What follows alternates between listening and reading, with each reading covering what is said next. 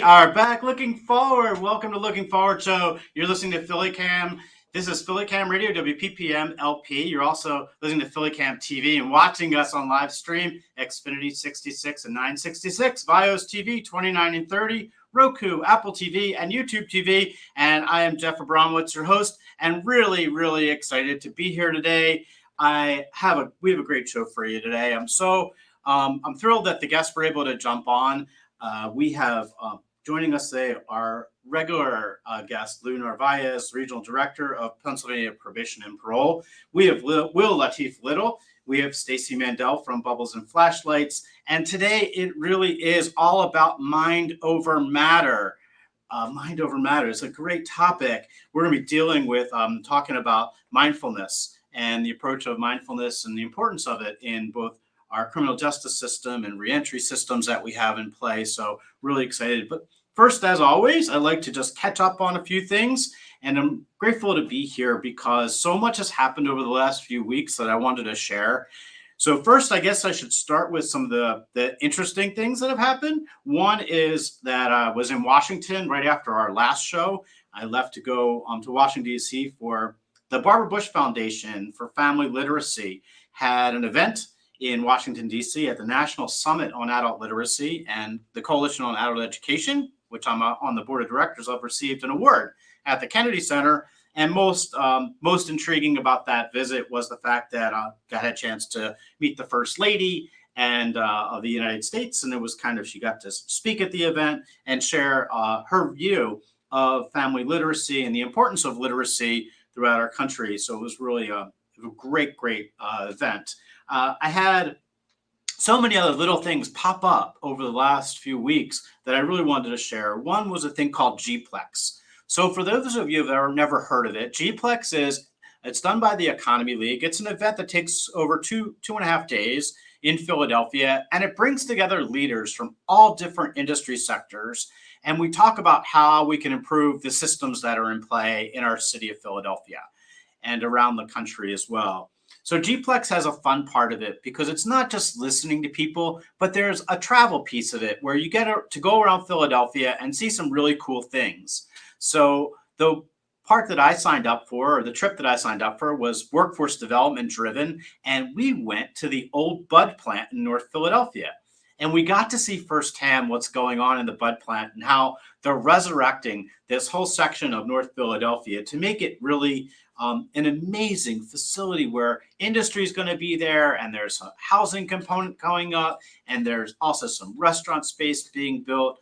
And you know what? The community itself is being engaged in the entire development plan. So I was really excited to see that. We went from there down to the Naval Shipyard, where I got to witness and see a company called Iovance, which is a biopharmaceutical company doing some remarkable things with cancer treatment and cancer drugs. So saw their startup and got to see all the great things that were happening down in the Naval Shipyard. So kind of interesting and a great event, great way to learn about the city and see things that are on our or should be on our radar screen moving forward.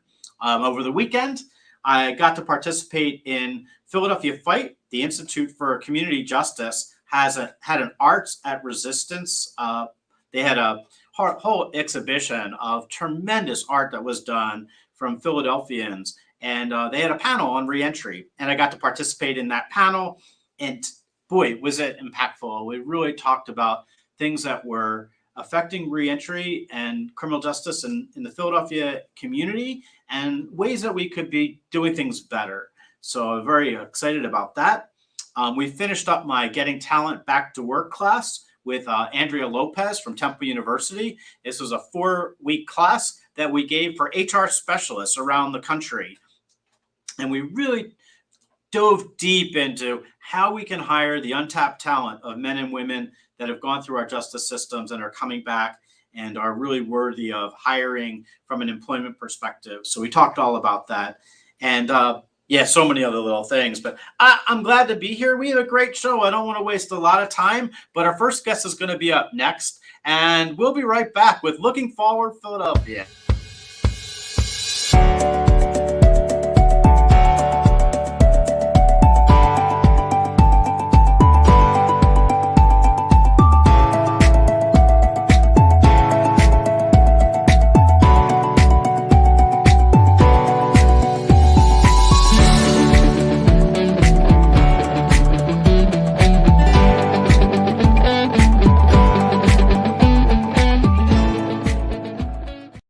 We are back. Welcome back to Looking Forward. So our first guest has been religiously on the show since it started. Lou Narvaez is the regional director for Pennsylvania Probation and Parole. How are you, Lou? Hey, I'm fine, Jeff, and thank you once again for having me here. I'm doing well, and hopefully the same is true for you and yours. Yeah, everything is great. We're all doing well, and you've been religiously on this show since it started, since we were a radio show, and so we should be really transparent that you are downstairs in one of our studios, which is I'm upstairs in our radio studio, but he's Right, downstairs, and I right. don't get to actually see him and shake his hand, but I do get to enjoy your company on the radio and on our television show, and I wanted to first catch up with you about a lot of things, but first of all, what's going on at the DOC level and how are things at probation and parole? Well, things are going very well.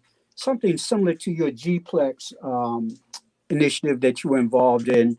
We had an initiative with the workforce development with various providers, which your schedule understandably didn't allow you to participate. However, you were invited. We had various people at the table who are employers. We had people from the Bureau of Community Corrections. I had many of my agents and the supervisors, and we had a real down to earth discussion about employment. And some of the things that parole that we stress that we are pro employment because we understand that if a person is able to, at minimum, sustain themselves in the community, that's a beginning to their successful reentry. We bend over backwards to make sure that people can go to work, that people can maintain a job. Um, we have people that fall within different categories that come to us. There's some people that are unemployable. There's some people that can only be employed part time. And then part of not all of the focus is that we have to make sure that you're in position to be employed. In other words, if you have a substance problem, we try to have that addressed initially so that when you go to the job, you're clean. If you have issues with anger management, we make sure you get certain type of treatment. And part of our structure is we have units, if you will, of agents that are specifically assigned to mental health, to sex offenders, to the various populations we service so they can concentrate their efforts on the needs that the person have to help them maintain their employment or get a job. Yeah, sometimes when you come home, you're just not ready to work yet, right? Right, There's other issues going on, like, you need right, some behavioral health support or you need right. general health care and those kinds of things. And I often say that one of the biggest challenges is putting somebody to work when they're not ready because you're kind of setting Absolutely. them up for failure, right?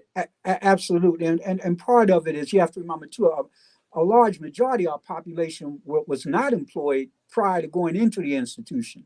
Their employment was what they did on the street, which we tried to have them avoid returning to that type of environment of a negative business world, if you will, a business world nonetheless.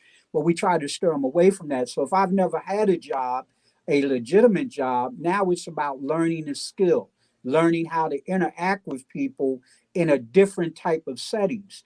Um, and we have people that agents that will meet with employers. We have specialized trained agents that will meet with employers. So listen, this guy, we're working with him to know what it means to let's be to work on time. Let's look presentable. Let's make sure we're using the appropriate language when we're interacting with people on the job. Let's not do inappropriate things. And that within itself is a journey. And in some people that may seem to be very simplistic, But if you never had a job and never had to look at, which we'll get into later when you talk about mindfulness, if you never had to look at yourself and be true to yourself or be real, then these are things that become challenges. Yeah. They become obstacles for you. For sure, for sure. So I'm curious, when we talk about mindfulness, and first of all, was anything else high on your radar screen you wanted to talk about? I know, as far as just updating from the DOC level, I know that Secretary Little is in Yes, office and taking over, and right. really, I was grateful that we had him on our show. I actually sent him a congratulations, and he shot me back a quick. That means that he's got to be on my show again. Note Okay. saying he wanted Yes, another shot to come on, which is really right. nice. Right. Um, He is now at the helm of Secretary George Little, and he was the executive deputy secretary of reentry. He's very pro reentry, but now he's wearing multiple hats. He's always wore a lot of hats, and he's in charge of the DOC, and that's the larger umbrella. Parole comes under that umbrella, state parole. Bureau of Community Corrections comes under that umbrella. So he has many hats that he wears, but he's always open. He's very objective and very forward thinking. So, well, you've met with him, Good so deal. you've had that opportunity to I have have. that. He's a good guy. He's a Yeah, really good he guy. is. Very Yeah, down he to is. earth. Yeah, So I he is. want to, and I had met him years ago when I first came out, and he gave me some time and space to talk to him, and it was Right, really nice. I right. want to talk about mindfulness because really the topic of the show Sure, today, and I know it's sure. something you're passionate about as well. But Oh, yes. I want to talk in two aspects. The first, I want to talk about it from just the justice aspect, and I know parole officers have a stressful job, and Right, they're on the streets, they're doing some of the hard work, and I think right, we often don't. We look at the reentry, we talk about criminal justice and justice in our show, but I'm not sure we often give enough credit to the challenge that your officers have in doing the work that they're doing. So I was wondering if you could talk about your perspective on mindfulness for your agents, and then right. a little bit about mindfulness for the reentrant, people coming home. Sure. So before we can have that begin that conversation, I think there's some very preliminary things we must lay a foundation for. Number one is we're talking about intention. You're being intentional and you're cultivating awareness, which is what my agents do. Uh, your attention is on what's in the present, what's going on right now, and your attitude is you're being non-judgmental. That's the groundwork for the mindfulness. And when you look at this contextually, as far as the historical perspective, it's really amazing because you have to remember that the prison systems, the origins began in a penal-based philosophy. Penal meaning punitive. That's the basis of the whole. That's so systemic that it was in that system that you were sent there to be punished. That was the concept. But that concept is also consistent when you look at the philosophy that we have in the Western philosophy. In the Western philosophy, it's based on the rugged individual, the survival of the fittest, these different concepts, manifest destiny. Now, fast forward, and you look at it was a mindful justice initiative that came out of a collaboration in 2015 with the Lens Foundation for American Buddhism. Now, I'm not going to go through a whole dialogue on Buddhism, but it's closely tied with concepts of Taoism because Buddhism dealt with the rebirth, enlightenment. Taoism is dealing with achieving balance and that all creatures, and that's how they put it, are subject to be respected. They need to be respected. So you merge those two, you get what you know out of Taoism, where they had this concept I am armed with the knowledge that anger masks fear. And Mm. fast forward, many of our clients deal out of a premise of fear. And the fear is that they're masking this image, this persona that they had to keep on the street to survive, the persona they had to keep on in the institution to survive. So now I have to continue with this, for lack of better words, this image of machismo. I got to show I'm all man. I don't cry. I'm not afraid. Blah blah blah. That comes to the whole concept of mindfulness. You my agents are taught when they come into me, tell them immediately, I say everybody comes through that door is grown up. Everybody's a man or a woman. They made poor choices. The choices lives here. Now you know from our previous conversations, Jeff, that I'm a firm believer that there are people who are in institutions and jails in particular that shouldn't be there. But I'm also a firm believer that there are people that are in institutions that do belong in institutions. Now, I am not saying that that should be the end all. I'm saying that, which this conversation is great, brings to play that what do you do with a person when they enter an institution?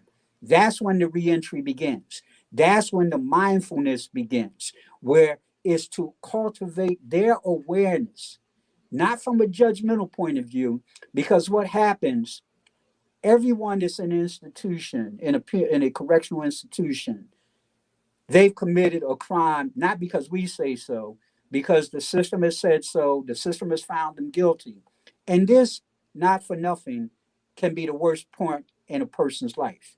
None of us, you, me, any of the guests, none of us want to be judged by our worst acts in our life. However, someone that has been incarcerated, that carries them as a stigma. They're captured by the worst decision they've ever made in their life. And that becomes part of the scarlet letter, if you will, that carries them around. What happens with mindfulness is when you talk to a person, you talk to them like, you ever think about when somebody says, oh, don't get mad? Well, if your emotions in that moment lead you to anger, you're telling the person, well, don't be in tune to your emotions. What we have to do is in that moment is to try to redirect their anger. Not that don't get mad, but this is how we need to look at where you're going. Now that goes to that whole concept of the yield theory. And the yield theory, as the Tao said, with it is a strength and ability to yield to others. And now I don't know if you've ever heard of Dr. Christian Conti, and Mm-hmm. he's a very strong advocate and instructor in the yield theory. And this is why I told you earlier when you brought this on as a topic, it was very interesting to me because former Secretary Wetzel has had Dr. Conti meeting with our leadership teams. We'd meet every week as we were working through COVID because we had to be mindful of the moment. We had to be aware of our circumstances. We had to be aware of how we were dealing with people. We had to be able to look at the situation and develop a plan based on looking at the needs of others without being judgmental as well as our other needs. So That's when you really look, hard to do. It's, it it's really hard is to do, especially in this context, not only from your agent's end, but from the reentrance end and from people that are involved. And I think part of the challenge is this notion of self-respect, like, being able to forgive yourself, being able to understand and figure out, what led you to make those choices, and then putting absolutely. putting things in that perspective. It took me a long time to be able to forgive myself for some of the choices that I made in my life, but understanding it was all part of my journey. It wasn't so much about the choice; it was about the lessons that I could learn from them. And I spent a lot of time when I was away really looking into myself, and I'm wondering what part that self respect piece comes in, and how much of that, for not only officers doing the work, but for people coming home, how important that is in this whole picture of justice and coming back and not recidivating and not going back. Well, see, part of it, and what you're saying is right on point, Jeff. Part of it is that our entire socialization process, if you for 1 minute remove the incarceration, which we will add back in, our entire socialization process brings us with a lot of luggage. That concept of good and bad.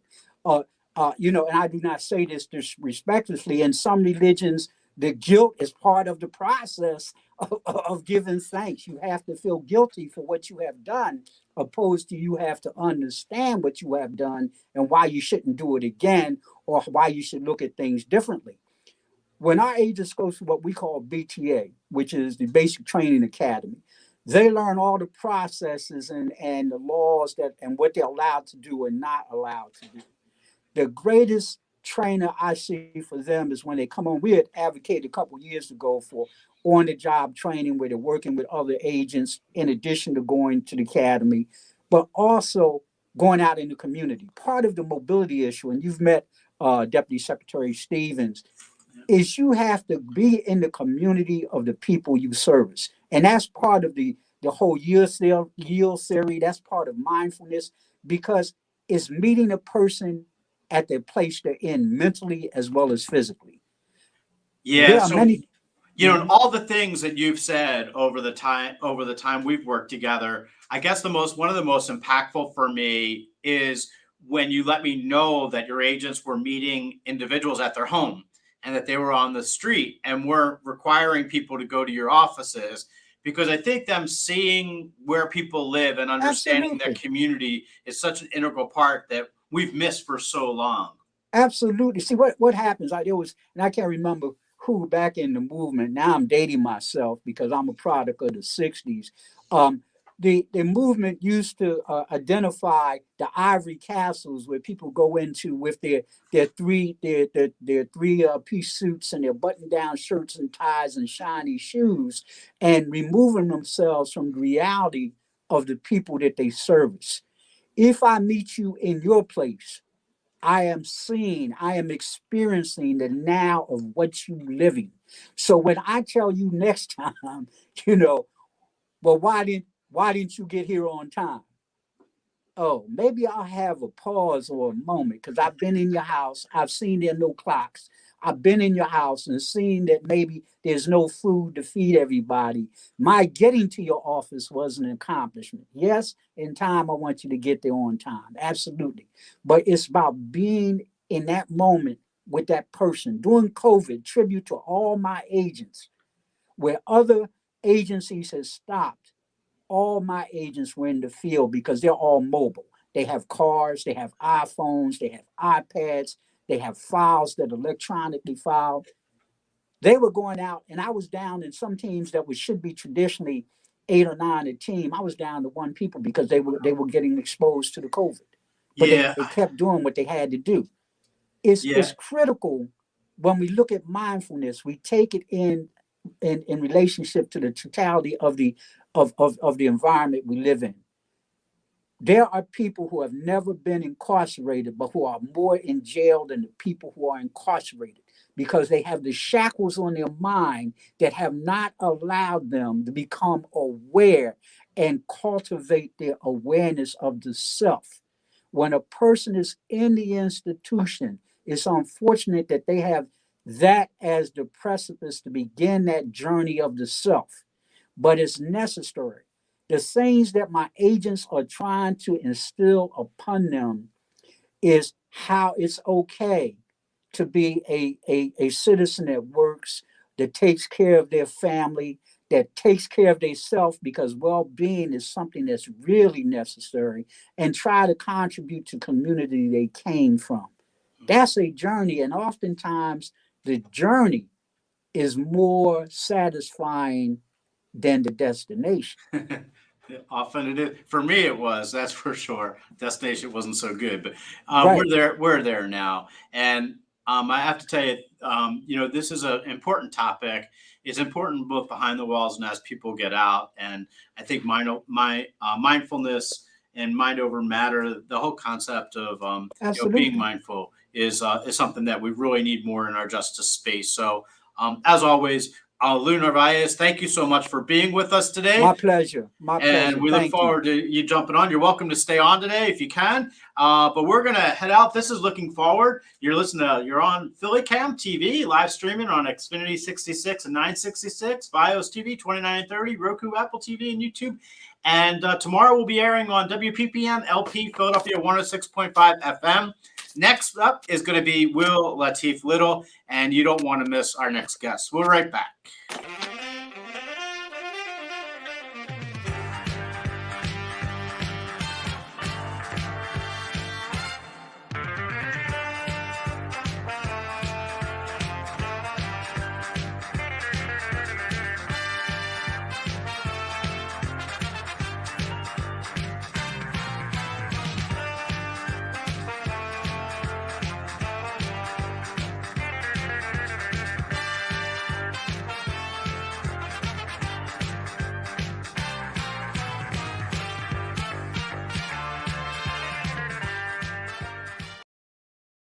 At Looking Forward, and I have my friend Will Latif Little on. How are you, Will? I'm great, Jeff. How are you? I am well. It's great to see you. It's great to see you. I don't even know where to start with you because you know what? We've been friends for a little while. We've worked together. We've bumped into each other in a number of different places, and every time I pull up information to just find out a little bit more about you, I'm just in awe. But one thing struck me when recently that I saw on your website that had a line on there that I still, and I know you've said it before at events that I've been at, I've heard you speak at, but you had a line on there: those who fail to plan to fail. And I just love that when we talk about reentry. But what you've done so much, you're a storyteller, you're a TEDx, you've been on TEDx, you are an instructor, you're an author, you just wear so many different hats. I wonder if you could share a little bit about yourself and who you are with our audience, because I think they'd be intrigued. Okay, my name is Will Latif Little. Right now, I am a national speaker and life coach, and also an author. And I facilitate classes in the city of Philadelphia on topics called emotional intelligence and a curriculum that I created myself called the Human System. Basically dealing with personal development. I came from North Carolina, a real short. My mother moved to Philadelphia from North Carolina because a domestic situation with her and my father. I grew up here with my sister, my mom's, my grandmother, and being the only boy in the household, it's a lot of things that came to cross my mind, figuring myself out, figuring out what is a boy or what is a man, and those particular things that's going on, the struggles my mom faced with her trauma too as well, and after seeing all those things growing up in this kind of environment in the city, which we're from down south, so grew up in the city here in Philadelphia. I had to really find my own way and my own direction, be my own person. Also, being an introvert, I was always quiet, just observe different things that's going on in my home and in my environment, in my community. Got into a lot of fights in school because I was well reserved, because I was a quiet kid. So most of the bullies always try to pick on me. And then because my mother, struggled a lot to take care of 5 children on her own, we moved around the city from South Philly to North Philly to West Philly to Southwest, back to South Philly, back and forth. So, we was just moving around a whole lot. And I went to different schools, probably 6, 7 different elementary schools all around the city, settled down in South Philly, back there again, and grew up with my mom and my grandmother going back and forth. And just a lot of things I was just faced with, a lot of challenges I was faced with at a young age. I was just trying to figure things out for my own self. My mom was still getting into relationships with men who was very abusive. And one moment in my life, where as though I came back home to live with my mom at 13 years old, she got into a fight with her boyfriend at the time. I was there, and I was a little older this time, so I wasn't going to run in the room like I normally would do as a kid when I heard a loud voice or some screaming. This time I went in the room, approached the guy, and then we got into a little wrestling match or fight. Took me outside and asked me, did I want to become a man, or do I think I'm a man? I said, yes, I'm a man. I was like 13 years old, I was probably like 5'8" at the time, real slim, probably 150 pounds or less. He pulled a gun out on me and put it right in my face and told me never to jump in a fight with him and my mother again. So I believe at that point, there was a shift in my mindset with a lot of anger, frustration, and violence, and a lack of fear of death. Because after he walked away, a lot changed in me. And I didn't realize it changed in me until I started getting older and now I'm venturing out in the streets, no longer afraid of different things I used to be afraid of, and just giving up really on life and survival basically. So I wound up getting to the drug game, hustling. Got kicked out of one school, South Philly High. I went to another school in West Philly High. I kicked out of that school, just not really just following orders basically. Went to University City, whereas I just dropped out of school altogether. And I let my mother know I dropped out of school, and I chose to trade. Already was a trade of selling drugs. At that time, drugs was really heavy, coke and crack cocaine. I began to venture on the street more with my friends, my crew, my team, and we got into altercations and fights. And eventually, I did a lot of different things. Never got caught for robbery, stealing, burglary, and everything else. I wound up getting locked up for a homicide at the age of 19 years old. I was facing a death penalty first because of so many charges we had, and then boy down to a life in prison. and eventually got stuck in Holmesburg prison, which was the worst prison in the state of Pennsylvania. Very violent, very rough situation. And in that place is where I really found myself. I began to do some soul searching. Once my son was born, because my girlfriend was pregnant at the time I got arrested. 9 months later, my son was born. I was a father.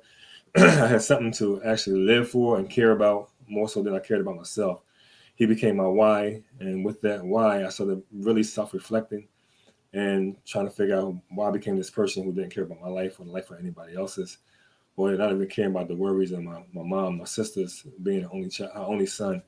Really start focusing on me, my guilt, my shame, my anger, my fear, my trauma.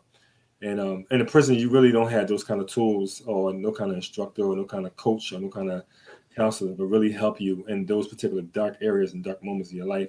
So I really had to go cold turkey on my own and really like dig a little deeper than myself. And unfortunately, I found myself in there in that dark place within myself, and that was the best part of me, who was already embedded in me. And you know that there's no one better than you. You don't compare yourself to other people. It's always you versus you. The only person that's better than you was the person embedded in me. And I had to pull that person out. And I began to go back to school. Got my GED while I was in prison.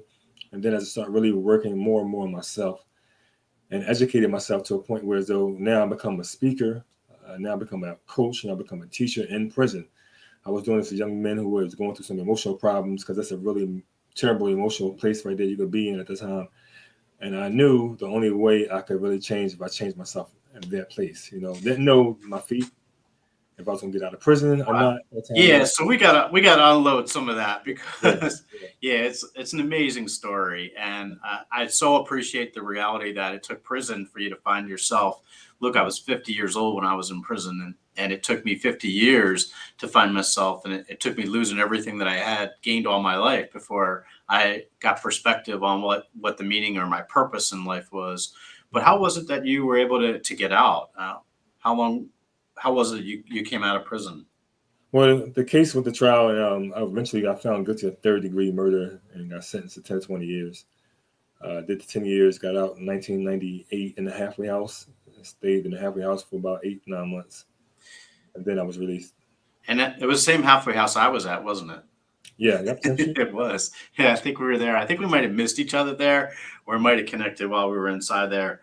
So you came home, and I think people should understand the scope of what you do now, because it's kind of remarkable how not only have you changed your life, but you've touched so many men and women and children and people across the country, not only locally here in Philadelphia. Can you share a little bit about the work you do? Well, what I do right now, I'm teaching basically what I call the human system, and it's mainly deeper, looking deeper inside to an individual person and helping them walk down a dark path that they don't normally want to walk through, or they can't walk through by themselves, and kind of shift their mindset and give them a whole different perspective on life in general. And I know it's just about enlightening individuals about themselves. Self-awareness is key. Like that's one of my key components for me to help me transform my life into the person I am today and continue on growing. But just more so looking at yourself. We have a lack of self-identity. And that's one of the problems that we have in our society, where as though we trying to be other than who we are or who we truly are, because we don't know who we truly are or what we're truly capable of becoming. So emotional intelligence, neuroscience, a little bit thoughtfulness, mindfulness, and also understanding just the physical human system and how all that is connected to each other, and even how we're connected to also the creation around us in the universe. Yeah, so some of your approach is really focusing on, I guess, four principles, right? Self awareness, self management, self and social awareness, and this thing of empathy. Right. When we talk about mindfulness in the context of people that have gone through the system, or even people professionally, like Mr. Narvaez or others, when we talk about mindfulness, what comes to mind for you as far as what is mindfulness, and what are the things you want people to understand about the concept, and what's important? Well, when I think about mindfulness, is more so to understand the power of your mind. The power of your mind is you have the tool, right? That's the number one asset we have as human beings. So understanding the capabilities your mind have, and also understanding how to use it in a way that you can navigate better through life. Now, the conscious mind, the subconscious mind, people don't know that mental program, right? To even shift that paradigm, to even change their lives. So just giving more language to that, more understanding to that when it comes to mindfulness, understanding that you are not your mind too as well, because a lot of people have a lot of overthinkers and they think that the things that run through their mind are them. And just understanding, giving more awareness to how the mind works. So mindfulness is understanding how your mind works. How can you hack your brain for success, opposed to being learning all these different things, just picking up behavior. And when you're picking up behavior in a community of survival, you're only going to pick up survival tools. So understanding that you have the tools to navigate through life properly, to live, not just survive, but to live. So that's understanding your mindset and how you change your mindset, how you use your mind to be able to navigate better and better practice, and how you become more positively productive, not thinking more negative than more positive. Will, have you been working? Do you work with individuals just when they come home, or are you doing any work behind the walls? Well, I've done work behind the walls, especially on State Road. I did like a tour on State Road. I did a program with the men on house correction for like a year, where as though we had men come up to the chapel and we just spoke to them about things that's going on in their life and then help them navigate and just being real with themselves. A lot of them never had a real man-to-man talk before. And I found that to be surprising, which I never had one either because I grew up without my father. But a lot of things I learned just how to be a man, how to grow up. But I started having that conversation with men in house correction. A lot of them broke down in tears because they never really had that kind of conversation before. So it's just about just going to those prisons and showing people that it's possible. Like when I was younger, I knew there was something more for me. I knew there's something better that's offering me better. I just knew that I can be better than who I was. In that prison cell. And some of us don't even reach that thought process while we're in prison. We think this is all this offered to us. This is all we got, and there's nothing else behind this. So just dig a little deeper and sharing my story with those guys and showing them how you can navigate through life, just giving them the right tools and giving them the instructions and directions on how to do that. Good stuff. Good stuff. So Will tell us if somebody wanted to reach out to you to find out about programming that you do or getting some coaching, how would they reach you? They can reach me on my website. There's at the bottom of my website is WillLatifLittle.com. Will, WILL, Latif, LATIF, Little. You can go on in. You can say book Will, and you can just go on in. You can just email me. It'll go straight to my email. And if you have any questions or anything you want to find out. Will. Awesome. Will, thank you so much. We're going to be right back, but we'll hang in there because I want to have some discussion with you towards the end of the show. But our next guest, Stacey Mandel, Maxie's mom, as we refer to her. But Stacey Mandel's from Bubbles and Flashlights going to be on, and you're listening to Looking Forward. We'll be right back.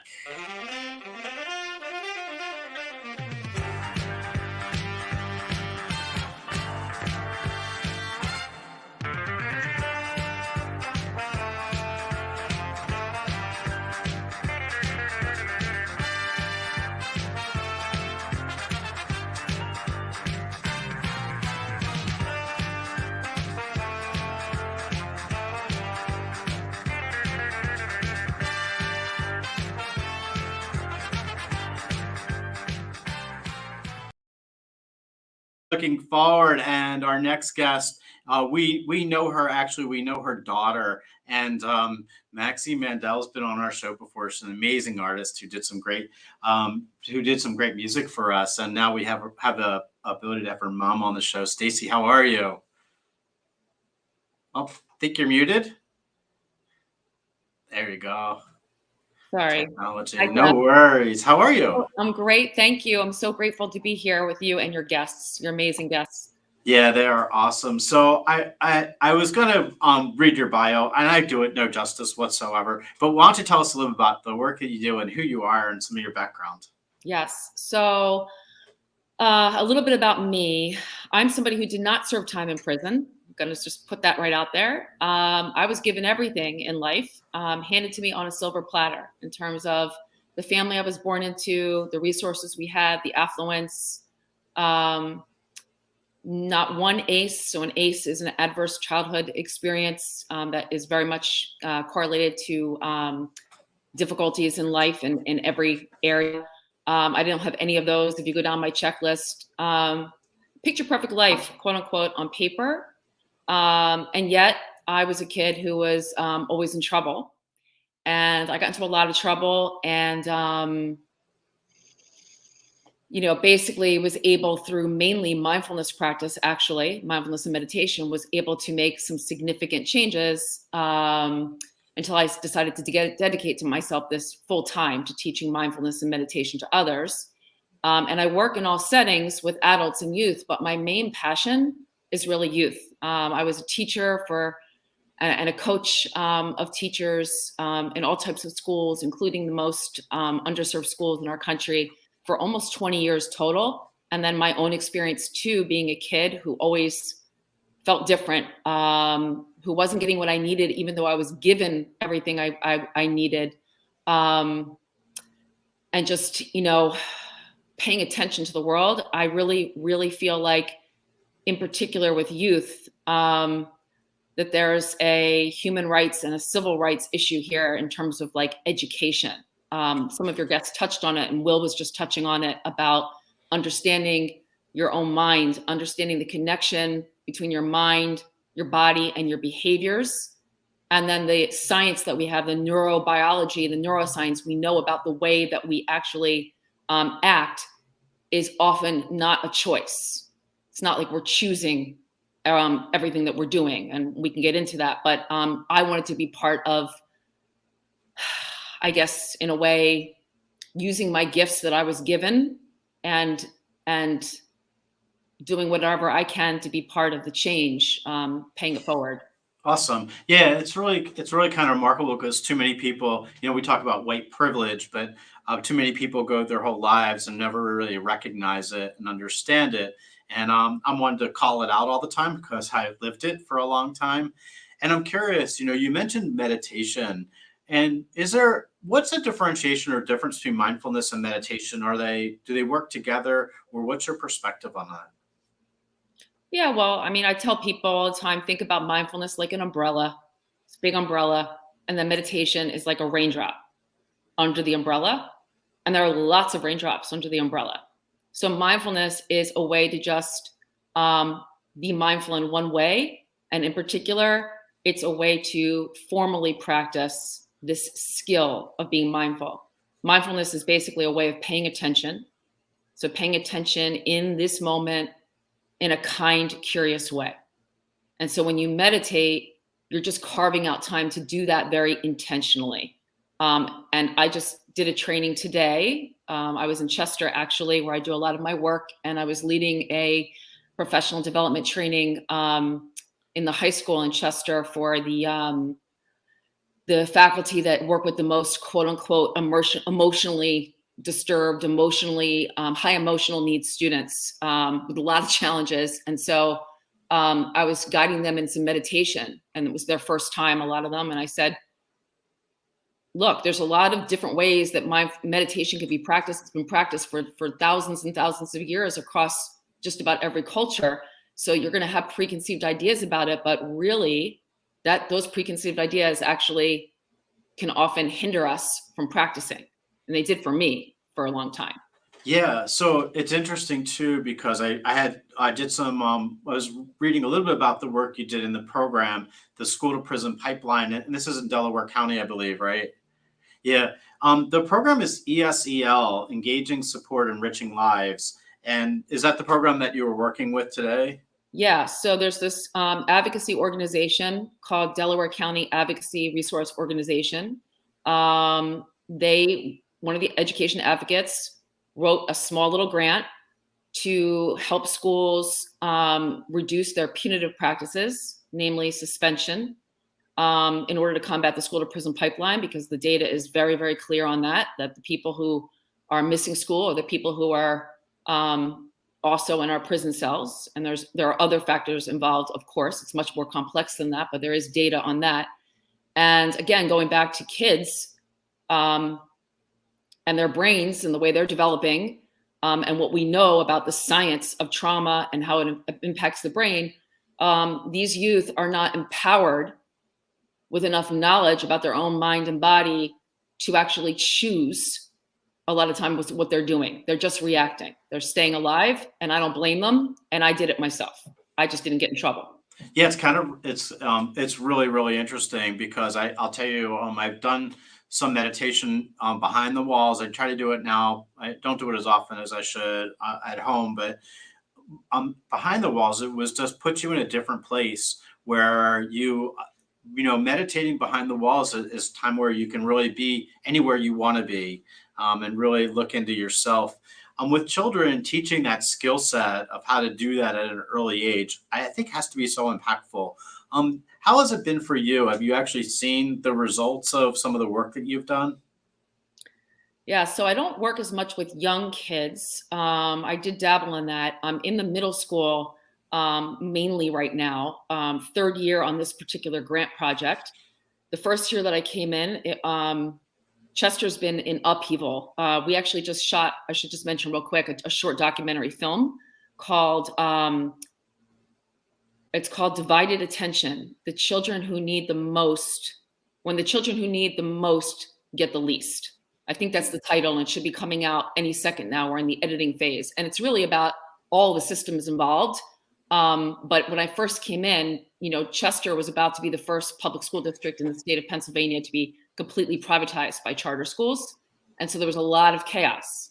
So it was like I was there, but no one even really knew what I was doing. There was no support. There's no administrative support, just fires being put out here and there every other second. Then last year there was COVID. So I was trying to do it all remotely, which is another whole story. And now I'm here on the third year doing it. And there's so much burnout and still so much chaos, and the charter saga is not over. I might as well put a shout out right now. I've been trying to create something called the M team, the mindfulness team, because I need more help. And I've always wanted this since the first year. COVID interrupted it. I'm looking for celebrity mindfulness champions, preferably local, from Philly, from Chester, but I'll take anywhere at this point. I've got Pat Croce, I've got some ball players. You got Will Little now too. What's that? You got Will now too, right? That would be great. Anybody who's willing to either make a video message, record it, just a minute, or come into the school, who believes in anything connected to social, emotional well-being, in particular, if they practice mindfulness in any way, not just the form of meditation, to share a little bit with these youth, so that I can start training some of these, a select crew, to lead the practices for their peers. So it's not just coming from me, it's coming from one of their own. Good stuff. Good stuff. So how do people reach you I know that you have Bubbles and Flashlights as the name of your company, but if they wanted to reach you to get more information or to join your M team, which I'm going to have to do, how would we reach you? Yeah. So I'm reworking that name, Bubbles and Flashlights. That's when I did work with little kids, by the way. So it fit with the little kids. And now that I work with adults too. But for now, it's bubblesandflashlights.com. And my contact info is on that. So you can also email me, bubblesflashlights@gmail.com. Awesome. But my contact information is there. And I would love to hear from anyone who's interested. There's a way for all of us to fit into pieces of this puzzle. Absolutely. Absolutely. Stacey Mandel, thank you so much for joining us. Hang in there. I want to take a short break, and we're going to come back and bring you and Will on. I got some questions for both of you together. So we'll be right back. You're listening to Looking Forward.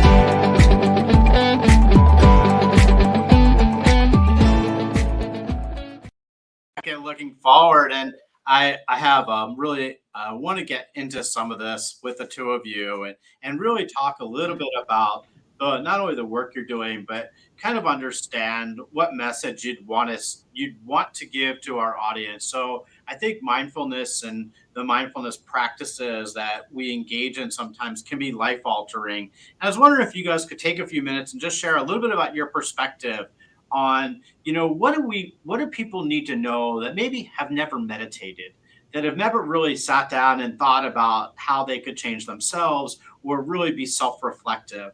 So I'm going to open the floor up to both of you. And who wants to jump in the pool? Ladies first. Thank you, sir. I knew you'd say that. I could tell. So I would say, again, if you go back to like the key kernel of what mindfulness actually means, paying attention in this moment, and people might say in a non-judgmental way, I kind of put it out in the way of like curiosity and kindness. You're being here, you're meeting whatever's here, unless it's life-threatening. If it's life-threatening, if you're really in danger, you ain't going to meet it. You're going to just stay alive. But if it's anything else, no matter what, can you meet it? That basic kindness. And then being curious, we usually know. We've already got our minds made up, and for good reason, because we've had experiences, we've been taught certain things, we've hung around certain people our whole lives, and our minds are made up. So being curious means really, can you actually go beyond that a bit? Can you let in more, right? Can you not know everything? And I think that for me, the biggest thing I'd want to say is that mindfulness, for me, is about social action. It's about social justice, because when I'm really practicing, when I'm really paying attention in this way, and it's very imperfect, but when I am, and this is me speaking as the person that I am, how I look at me, there's a lot of hypocrisy. There's a lot of hypocrisy. And this is the only way that I really know of to, in an authentic way, face what we, how we judge others, what we preach, what we think we do really well, all of our opinions about everybody else. This is the only way I know to transform that. Awesome. Good stuff. Good stuff. Come on, Will, give it to us. I would say mindfulness is basically something that I learned from Wayne Dyer, is having a mind open to everything and not closed to nothing. And when you open, you're able to receive more. And that's just open myself even more. So I meditate a lot. I give a guided meditation in all my classes, beginning and end. I meditate when I work out too as well. So it's basically connecting to your higher self. And as I try to encourage people in the morning time when they get up, to swim in gratitude, meditate in gratitude, be thankful, be grateful, and be more optimistic in life. And the more you're optimistic, the more you raise your levels up, your vibration up to a higher way of thinking, a higher way of connecting, and just figure out who you got to become in order to get through the day, basically. So those are both great answers. I guess the challenge that I have is, look, I was a lawyer by trade, and even now I look at, how do you quantify something? Like, how do you show the results of it? I guess that's one of the challenges I have with mindfulness. I know it because I live it. Like, I can meditate and I know how I feel. But how do I show its impact on society, on people, on the work that I'm doing? It isn't even necessary. Maybe it's just so individualized that it's up for every person to find their own mindfulness, their own place where they belong in the spectrum. But I'm curious, like if you, as you go for grants and as you go to make sure that your work gets funded and you build support, I do believe a person without data is just another person with an opinion. So I think that being able to show the impact of the work you do can be important, especially in the social sector. And I'm wondering how you think about it, or how should I think about it? Well, how you should think about teaching mindfulness? Yeah. Okay. I think right now in this time that we're living in, with all the chaos and all the confusion, I think mindfulness is one of the practices that we must continue to have and continue to teach throughout our communities. Because our biggest muscle to flex is our mind. And if we're not able to strengthen that muscle, then every other muscle is irrelevant. I can be the strongest man in the world, but if I can't use my brain in a way that I can navigate through life trials and tribulations, then I'm not going to be no use to myself or no one else. Mm-hmm. So even like the mindset of an individual who's incarcerated, to transform that mind to see something better in himself, to see society as a place where as though he can give to something, not just take, but be able to give back something to as well, and to see things in a whole different perspective. And I think more so is understanding the mindset of an individual, where they're coming from, how they're thinking, to be able to change their perception is the key, with the steps they need to take in order for them to change their perception. Because it's all perception. You know, most of us thinking the way we feel or things that we're going through, we're the only ones going through it. Most of us thinking that things that happen only happen to us. But we all have the same problems. We just deal with them differently. We feel different about them based on our mindset.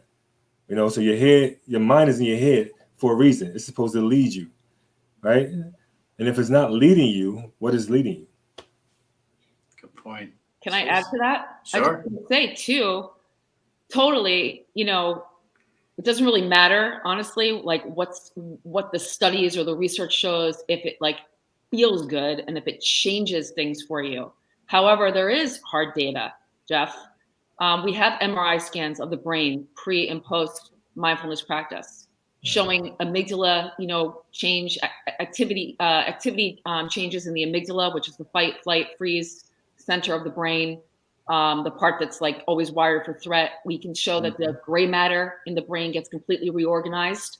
And it used to be after 8 weeks of mindfulness practice, we now know even one 12-minute mindfulness practice can change the brain. So like there's actual physiological evidence that we have, but then we have study after study after study. In 1980, because I show this stuff all the time, 1980, there were no studies, okay? Nothing really out there on mindfulness in the human body. Fast forward to 2020, there's almost 1,200 journal articles.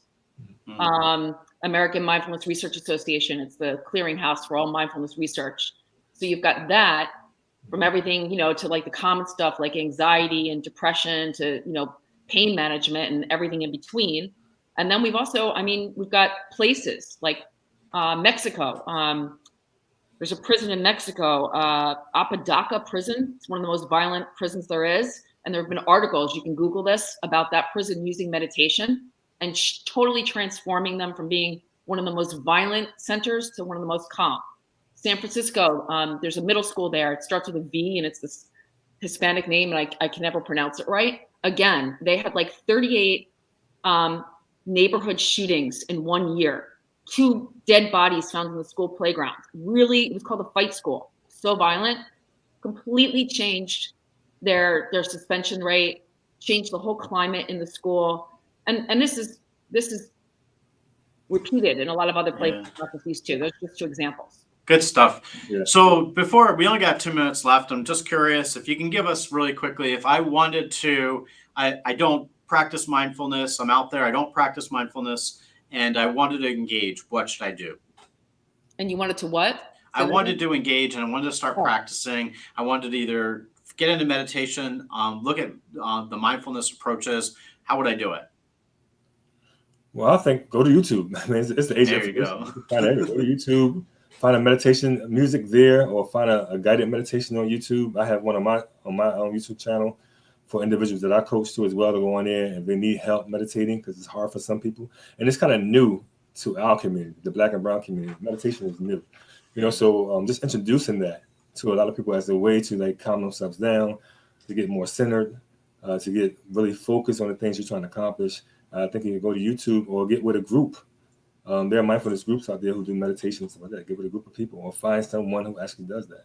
And I know, Will, that you coach people. I don't know if it's in meditation, just that. I definitely coach people in mindfulness and meditation. But I would also add, if you try something and you don't like it, it doesn't feel right, and you're like, I'm not feeling this, don't give up. There you go. There are lots of different things. There are tons of apps, there are books, there are flashcards, like, you know, YouTube videos, there are independent teachers, there are classes. You're also welcome to email me and just ask, look, I'm looking for something like this because I've already done this and I could point you in a direction. Ask people. There you go. So Stacy and Will, thank you so much. Will Latif Little and Stacy Mandel, Bubbles and Flashlights. And also we'll give a big shout out to Lou Narvaez, Regional Director at Pennsylvania Probation and Parole. It was great having both of you on the show. And we hope that everyone out there will look a little bit into the mindfulness practice And remember that, it is a situation of mind over matter, and, start engaging. But reach out to our guests if you have any or want any more information on the mindfulness practices that are out there. And again, Will and Stacy, thank you so much for being on the show today. We're grateful for both of you, and also for Mr. Narvaez. You're listening to Looking Forward, and we'll be back in a few weeks. So have a good day.